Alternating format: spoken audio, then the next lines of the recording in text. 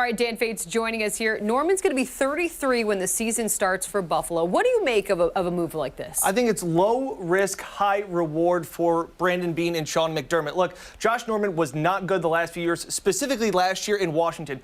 He's not a great guy playing man coverage.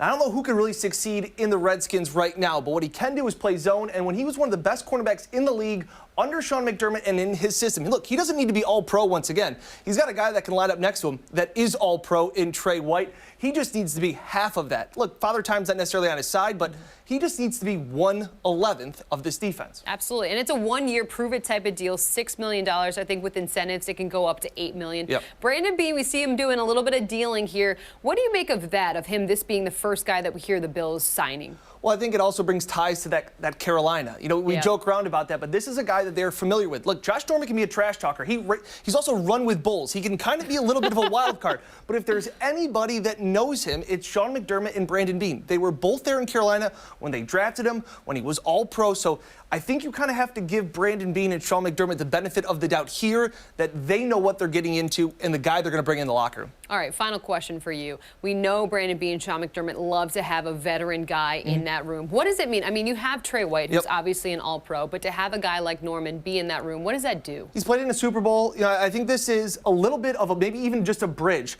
I still think the Bills will draft a corner in this draft, but that means he doesn't have to get rushed in. He's a $6 million to $8 million Band-Aid that could have some upside. Trey White's the guy. It's just a matter of creating competition, and we know how much the process loves that.